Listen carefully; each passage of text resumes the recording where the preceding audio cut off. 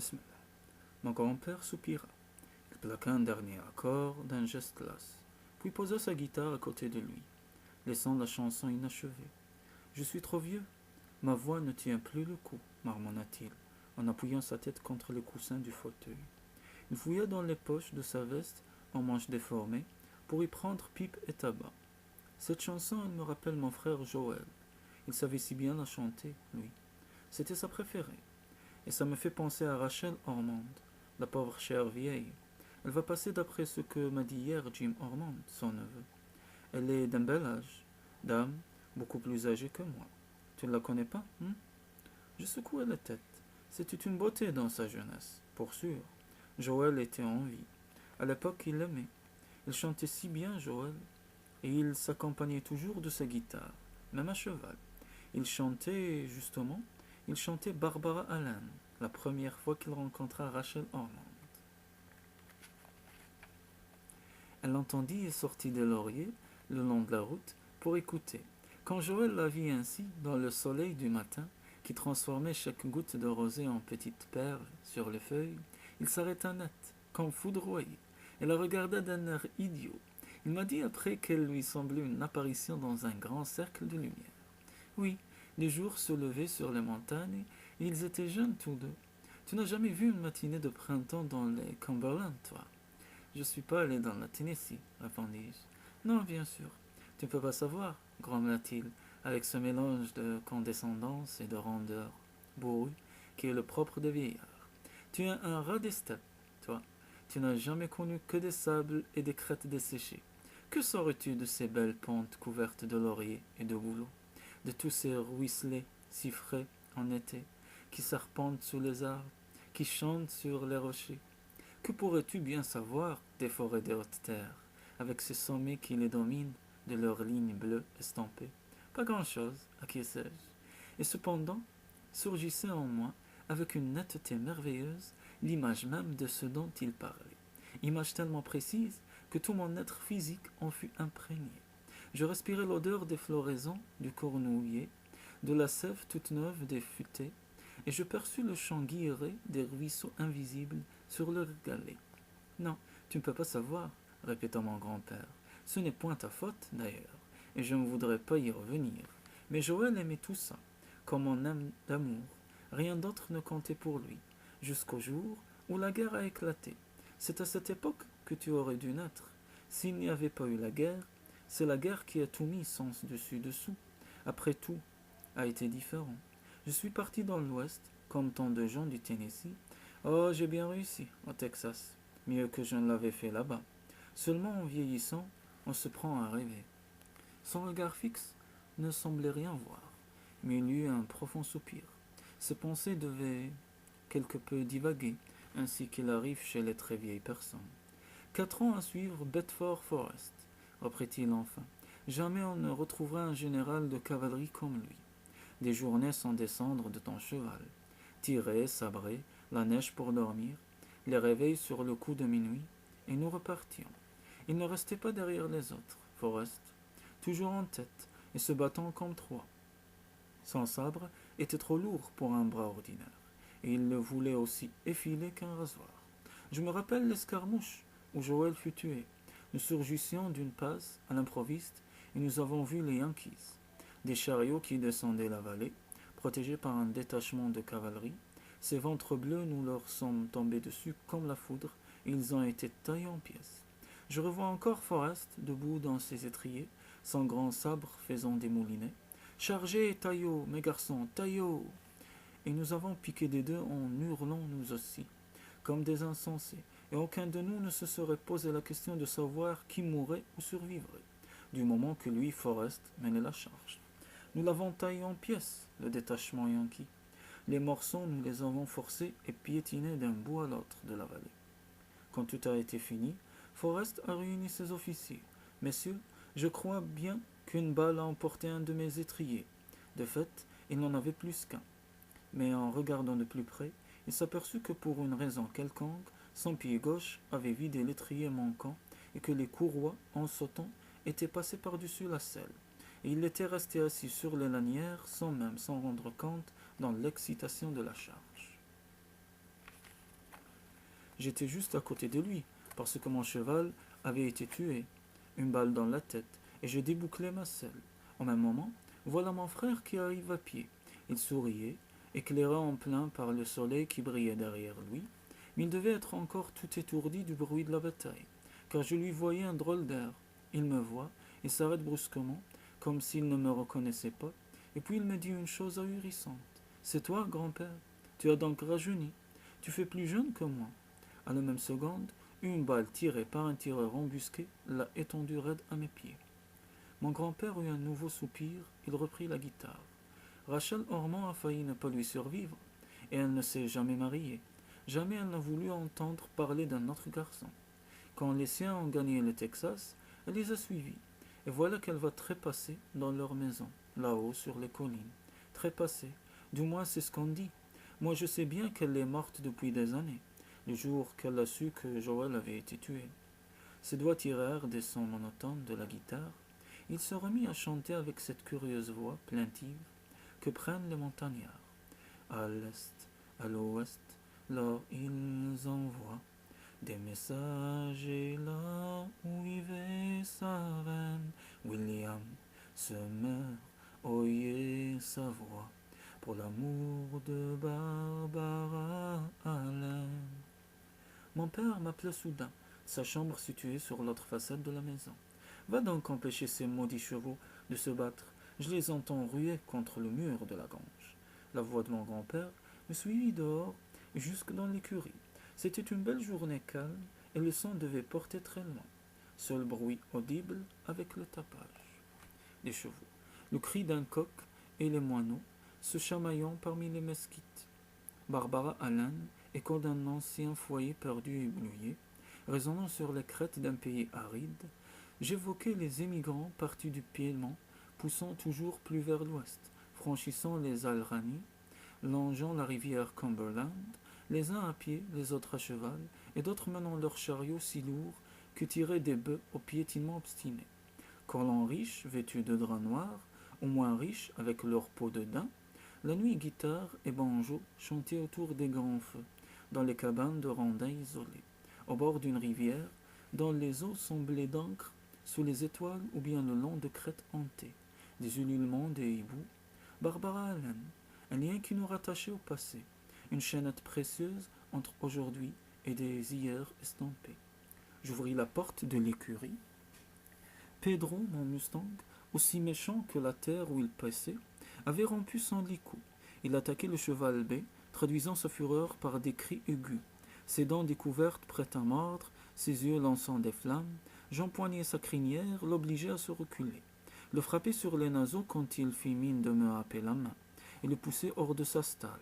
Il me décocha une ruade vicieuse, mais je m'y attendais puis l'esquivai. Seulement, j'avais négligé le grand bai. Affolé par l'attaque du Mustang, il était prêt à tuer tout ce qui passait à sa portée. Son sabot ferré ne fit que m'écorcher le crâne, mais c'était assez pour m'assommer, et je perdis connaissance. Après cela, ma première impression fut qu'on me remuait. On me secouait de haut en bas, de bas en haut, puis une main m'empoigna par l'épaule, plutôt brutalement, tandis qu'une voix cornait soudain à mes oreilles. Une voix rauque dont l'accent m'était familier, quoique étrangement déformé. Oh là, Joël, attention, voilà que tu dors sur ta selle. Je me réveillai en sursaut. Le mouvement régulier provenait du cheval flanqué que je montais. Tout autour de moi, je vis des hommes maigres, apparemment très fatigués, tous vêtus du même uniforme gris. Nous chevauchions entre deux collines couvertes de bois touffu. Il m'était impossible de rien distinguer en avant de nous, car la masse des cavaliers me bouchait la vue.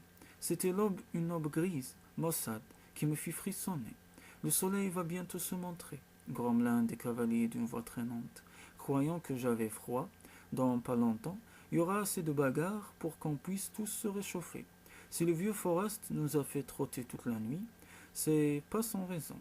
D'après ce que j'ai entendu, il y aurait un convoi qui descend à Vallée, juste devant nous. J'essayais encore de m'arracher à ce rêve trompeur. Il y avait dans tout cela une impression de déjà-vu. Et pourtant, chaque personnage, chaque détail demeurait étrange, insolite. Je m'efforçais vainement de me rappeler quelque chose.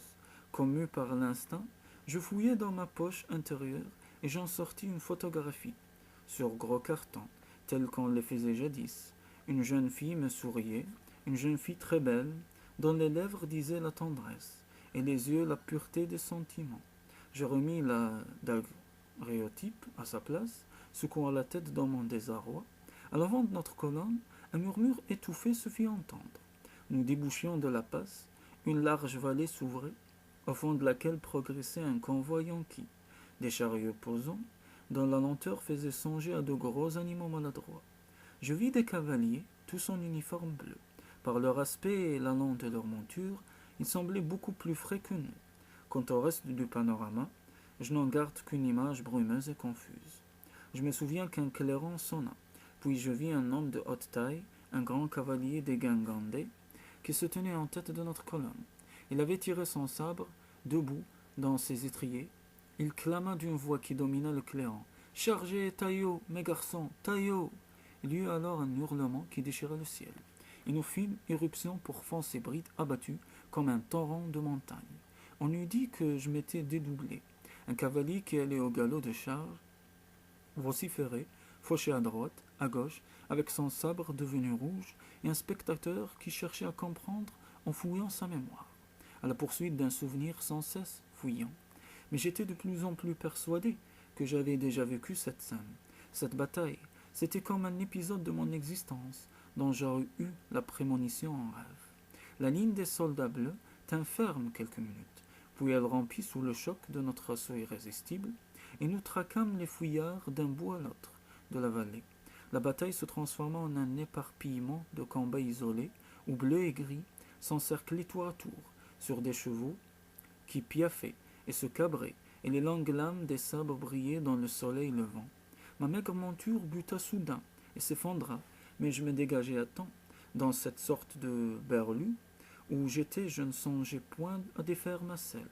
Je me dirigeai vers un petit groupe d'officiers et de simples soldats entourant le grand gaillard qui avait mené la charge.